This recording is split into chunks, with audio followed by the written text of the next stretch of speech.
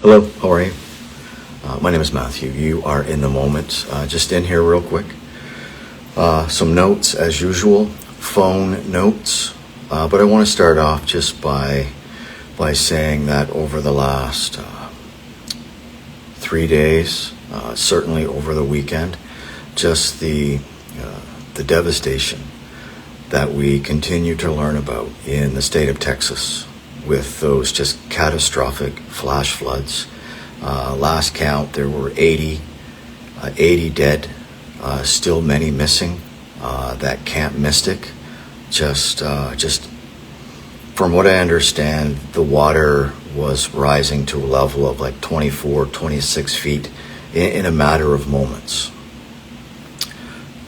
Just an incredibly tragic situation in the state of Texas. So, the state of Texas and all those affected by this tremendous, just catastrophic loss of life, definitely on my mind. Texas, you are on my mind. So, I know that's kind of a sad way to start off the show, but that was the first thing. That's how I wanted to start the show off. So, my name is Matthew. This is In the Moment. I've been doing this for many years, and I am going to talk about what I see, what I've seen within the last 24 hours, 48 hours, as I've traveled the Peninsula, and just keep a couple of numbers in mind. 8 and 27. 8 hours, 27 kilometers. Those two numbers will make a bit more sense as the program goes along. First time in front of the camera since Canada Day, July 1st. And a few things have happened. That's why I'm in here. This is therapy for me. So if you're watching this for the first time, this is just me in front of the camera, trying to make my life relatable to you. So if you want to hang out for a bit, you're more than welcome. If you're catching up at your leisure, I appreciate that as well. But I want to start off by just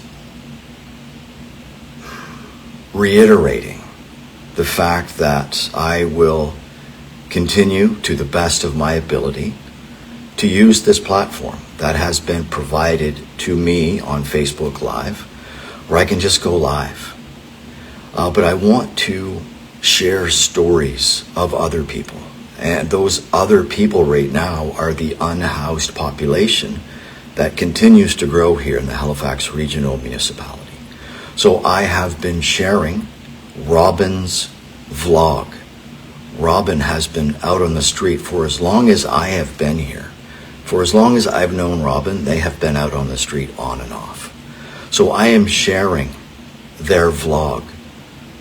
An individual who has been exposed to society, the worst of society, the elements, living in fear, misery, hunger, and everything that comes with being traumatized out on the street. So they're vlogging their experience.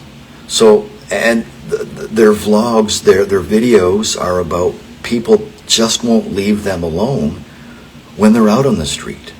So for Robin to have the courage to make those videos, to open themselves up, to show their vulnerability, and the anger that comes with it.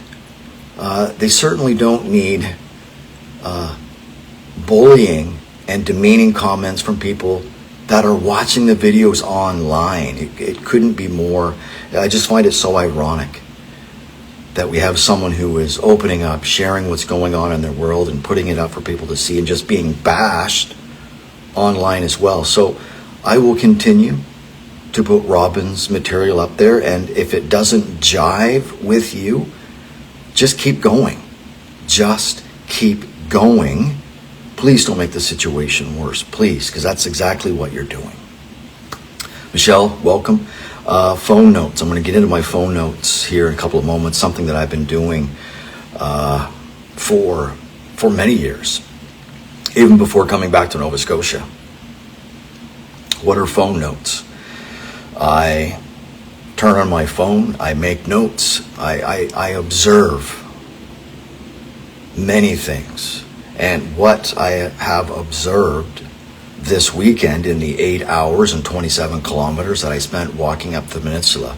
It's not stuff you're going to find in a tourism Nova Scotia brochure. This is the underbelly.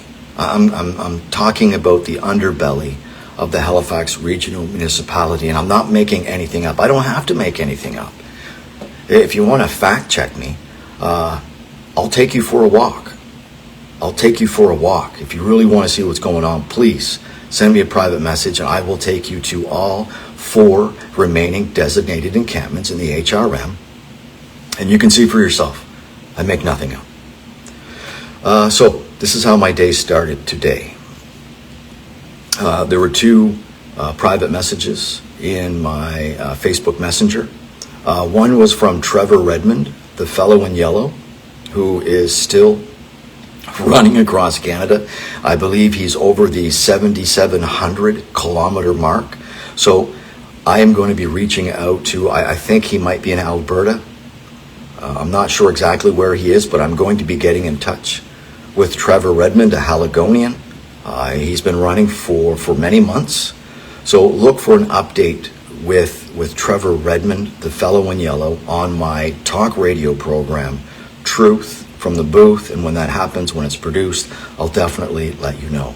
Another private message in my inbox, letting me know of a friend of mine back in Carleton County, New Brunswick, Laurie Orser. Laurie Orser, his family, no matter what they do, they are a blessing to any community. And what Laurie had done was built a tiny home. Built a tiny home because he understands that the housing crisis, the population of the unhoused, is not just happening here in the HRM, it's happening in New Brunswick, it's happening in his own province. But the reason I'm sharing this now, and the reason why I've shared it on my own personal page, just like I shared the Trevor Redmond information, is that he is looking to sell this particular model of tiny home. It's Next Step Shelters. That's NEX Step, STEP, Shelters. Next Step Shelters. And it's called the Solo Haven. So you can go to my Facebook page, check it out. But just Laurie Orser and your family, love you. Just doing tremendous work. And thank you to my friend Carrie, who sent me that in my messenger. So those 2 items are up on my Facebook page. Okay. I'm just in here on the tail end, and the reason I started my show at 9:01 this evening, that was the official sunset tonight, and I'm going to talk about last night's sunset in just a few moments. This is therapy for me, and if you're just scrolling through on the tail end of your weekend, feel free to hang out, leave comments. Again, just trying to make it relatable. I'm sure everyone had to have had, at some point, there had to have been a high point in your weekend. Maybe not. Okay. Phone notes. 8 hours, 27 kilometers. So Saturday and Sunday, I spent 8 hours collectively, 27 kilometers collectively, walking up and down the peninsula. We don't have a vehicle. Public transit, yes, we do use it to get into the city, but on nice days, you're going to find me walking. So, walking into Gottingen, and this is something that I would like to see happen this week. I don't know if it will. I don't know exactly who watches the shows that I do, but I can tell you the staples, and I put this picture up in my Facebook page so you can see for yourself. The staples on Gottingen, where the bus stop is, that area is a disaster. Right there where the electrical box is, there's so much garbage there. I'm just asking someone from the city sometime this week to get a crew out there. It would take you half hour to clean that area up. But as a tourist, as a Haligonian, I would not want to be driving around any part of the city and see large piles of garbage. And I can tell you that that particular mess has been there for many, many days. Like I said, tucked away in the bushes near the electrical box, there's been an individual who I know at one time had a tent there because I saw him there. And I saw him the other day. He is not well. This gentleman has to be in his 70s. He's not well. He's wandering around the streets of Halifax, striking up conversations with complete strangers, looking into vehicles. There's a lot of unwell. There's a lot of unwell people in this city. I'm just going to be blunt. Because if you spend any time walking around, you're going to see it too.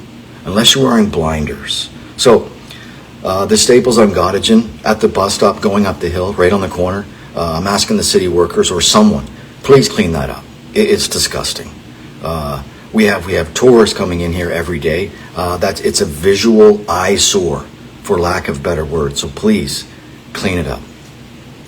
I came into the city yesterday by myself. Came home. Jen and I went into the city last night once it got a little bit cooler. But as I was leaving the city, getting ready to catch a bus, I was watching an interaction between an individual who was just completely crashed out on the ground, on the sidewalk, next to the garbage can. I had seen him maybe an hour earlier at City Hall. I saw him moving at the garbage can. It looked like he was just completely exhausted. He was completely exhausted. Transit authority showed up. There was an interaction between someone from the transit authority, and they were just tending to this individual, but he was just...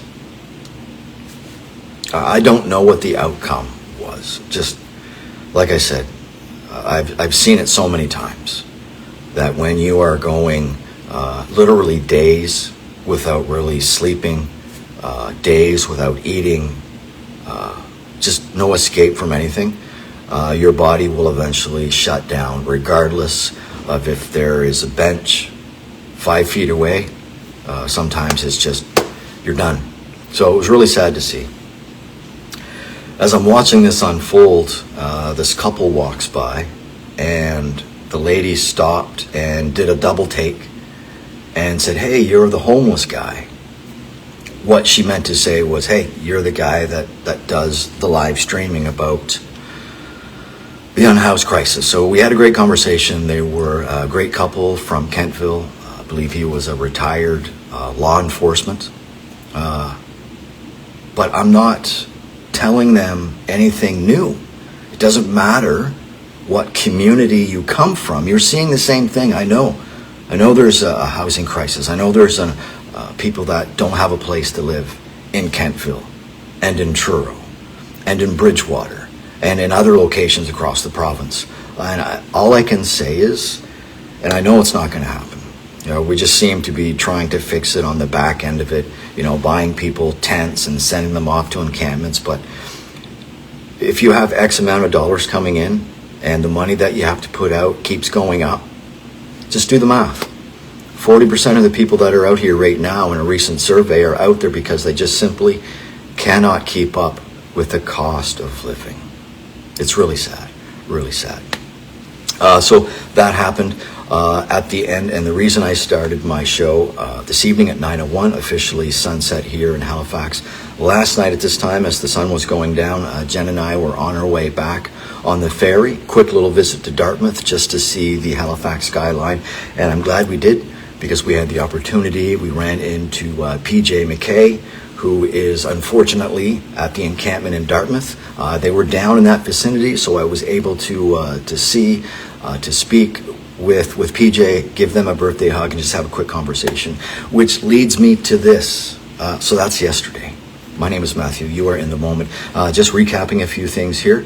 If you're scrolling through, hang out for a bit. If you're watching this at your leisure, I appreciate you getting caught up. 8 hours, 27 kilometers. That was my time out on the Peninsula this weekend on my free time. So I see PJ yesterday, and then I get a video this morning. It wasn't in a private message, but PJ had made a video this morning It's not a good scene over there. Everyone is in danger. But don't take my word for it. Please don't take my word for it. That's why I shared PJ's video on my page. That's all I can do, is share those stories. So that's what I did. But it's not a good situation. It's never a good situation at an encampment. But in the summertime, there's just more people out. There's more people. The encampment just up the road here at Barrington, right there at the bus stop, that's the most tents I've ever seen there.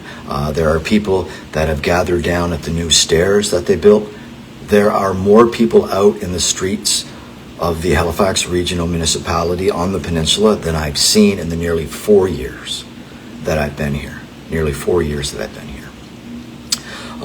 In my walk today, going into the city, I'm interested to see how this plays out.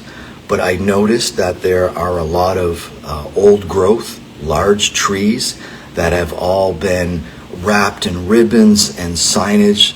The community, it seems, along Roby wants to have these trees saved.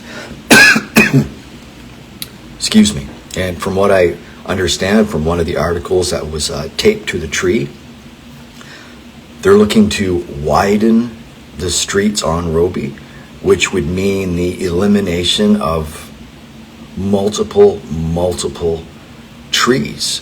I noticed it's like on Roby, you're at the corner of North and Roby and heading south down Roby towards the Commons. Most of the trees for like at least a block, maybe 2 blocks, are tagged Save the Trees.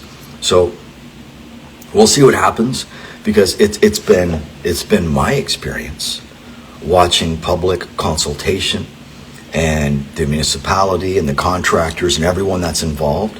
You could have 1,000 people go in. You could have 1,000, 2,000 people go in. Take days to listen to all this testimony as to why the trees should stay. They've already made up their mind. You know that, right? They've already made up their mind. I would not be surprised at this point if there's not already plans for widening of Roby. So I just noticed that today. So if anyone can fill in the blanks, that would be greatly appreciated. So going down Roby, making my way to one of the designated encampments here in the Halifax Regional Municipality, the Cogswell Park. I was there looking for a particular individual who was the first person that I documented back in August of 2022. I was looking to reconnect with them again. We've been texting back and forth. We didn't connect today as I went through the encampment because they were moving from the encampment into 4 walls, which is awesome. So I can't wait to share that story with you. Just a couple more things. And again, this is part of my phone notes. This is just what I have observed today. And this one here was really disturbing. And I'm sorry if I'm a little bit shiny. Everything is closed here. I'm right next to Barrington Street. I'm trying to keep the noise as down as possible. And it's, well, you know, it's incredibly muggy. It's incredibly muggy today. Final story. 2 more stories, sorry. Now, I don't normally carry cash on me. And when I do, it's not much. It's not much. Today, I had cash on me. I had $10. I had a $10 bill on me today. And I'm walking down Quinpool. So if you're from Halifax, I want to try and give you the best visual that I can. This is probably, it's before noon. It's in my notes, I'm sure. It's before noon. And I am walking south on Quinpool because I'm making my way to the other encampment at Lower Flint Park. It's my Sunday. I just want to go see what's happening at the different encampments. So I go through Cogswell Park. I'm now heading down Quinpool to the one that's, the furthest south from everything. And I'm at the Quinpool Tower. So maybe Google map this later. Quinpool, right there at the Quinpool Tower. And I can hear someone hollering. Like I can clearly hear someone hollering from up the road. So further south down Quinpool. So I stop and I listen. I try and figure out if maybe I know this person. Because sometimes, just very distinct in maybe their phrases, their tone, you might know who it is. So there's a ruckus. Someone is not happy. That's all I know. Someone's not happy. So I continue my walk down Quinpool, and I'm getting a little bit closer to where the McDonald's and the Pizza Delight, I think. There's a McDonald's there, and there's a second restaurant in the same building. But it's on the other side of the street. And now this rage is across the street from me. So I need you to understand, from where I first heard this rage at Quinpool Tower to where I discovered it actually the source of where it was coming from, we're probably talking 2 football field lengths. Just to give you an idea, just a long ways away. So I'm walking down the street, and I now realize that the rage and the anger that I heard 5 minutes earlier was coming from just one particular individual. He was a male, probably late 20s, early 30s, and he is outside of the McDonald's, raging. He is so angry. He has a bike, and he is begging, he is pleading with anyone. All he wants is $5 so that he can go into McDonald's and get something to eat. I am tired. I am sick and tired of eating junk food, is one of the things he was hollering. He was willing to sell his bike for $5 so that he could go into McDonald's and get something to eat. We all know you're not getting jack shit with $5. Now, he did have $5 on him, but I thought he was going to throw his bike through the window. I observed him as a gentleman came out of the McDonald's with an ice cream cone, got in his vehicle. This guy is like right at the window, like, dude, like, how can you just like ignore me? Like, how can you not even like acknowledge me? So the rare time that I leave the house with cash, $10 bill. So he is just, again, so elevated, so angry. He just wants to eat. He just wants to eat. So I cross the street and I wave him down. He is now heading like the other way in Quinpool, heading towards the city. So I cross the street and I wave him down. I just make the motion, like, just come on back here. So he comes back, and I don't immediately just give him some money and say, be on your way. So the moment I did this, and I'm not even making this up, the moment I did this, just come here, calmly, just come here, man. His rage just, his demeanor changed just like that. Now, he had no idea that I was going to give him anything. I didn't say, hey, come here, I got some money for you. I didn't say that. I was just like, come here. So now he's this calm. He's my calm. And I'm like, listen, I'm not going to stand here and try and, know what you're going through. But all I can do in this moment is I can give you this. So he went from only $5 to $15. And that's all he needed. He just needed an interaction and someone who listened to him.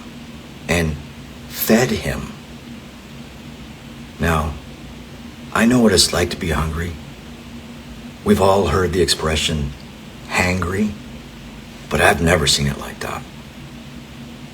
And you might say, oh, you gave him $10, he had $5, and he probably, went off and bought some drugs or went and got some beer. No, he did not. Because I actually watched him walk into the McDonald's. So,